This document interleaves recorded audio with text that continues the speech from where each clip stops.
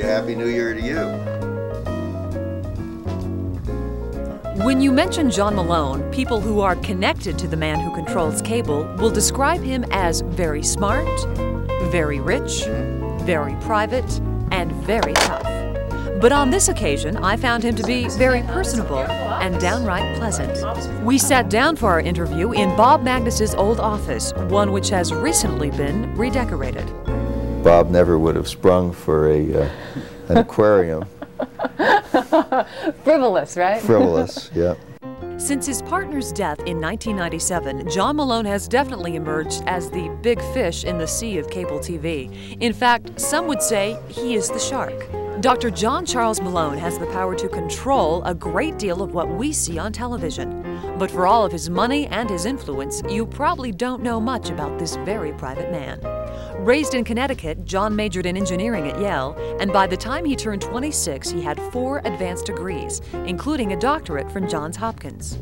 I think the people in the company, to this day, a lot of them still call me doctor, just because it was so unique to have a guy with a PhD out here.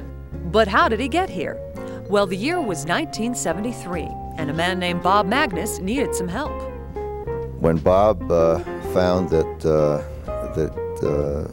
he had zigged and the world had zagged, and he was starting to get into financial trouble in the company, he asked me would I be interested in coming out and help him run the company. Back in those days, cable was the underdog, and many thought those who were sinking their teeth into it were barking up the wrong tree.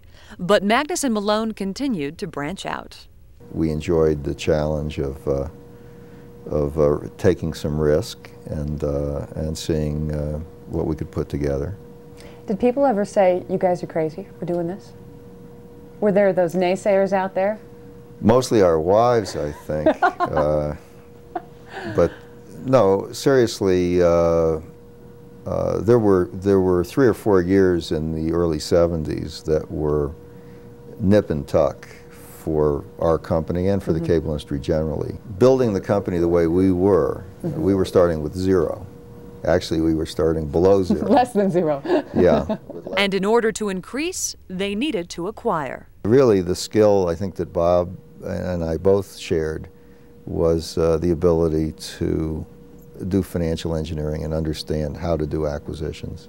And that understanding allowed them to purchase properties, put the TCI stamp on them, and make it all work. For the next 25 years, Magnus and Malone not only built a company, they created a cable empire. I miss Bob a lot. If something's going particularly well, I always say to myself, shit, I bet Bob would think this was pretty neat stuff. What is equally impressive is the vision John Malone now has for tomorrow's TV technology. You know, I'm a big believer that probably within 5 years, everything will be digital. That will lay the groundwork for one-stop shopping, so to speak, a convergence of all of our communications needs, a convenience for the customer. It's an interactive idea whose time has come, and John Malone is just the man to get it done. As the CEO of TCI, he has earned the admiration of his peers.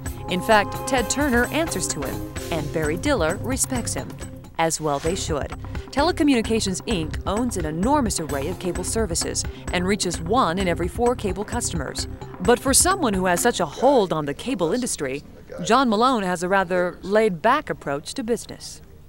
And when he's not revolutionizing the way we receive technology, you can find this man navigating the high seas.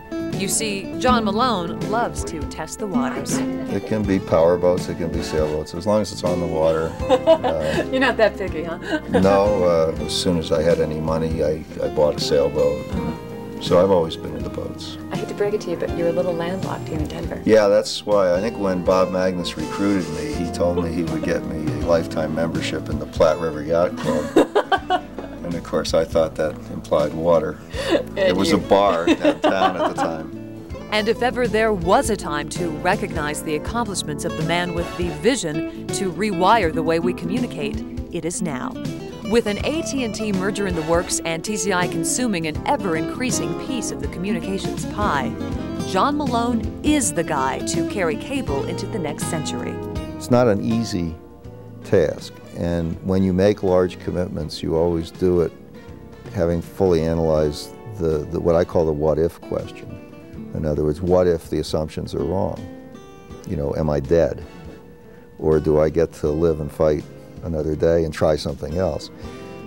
For John Malone, you get the idea that whatever else is out there, he'll be able to successfully connect it.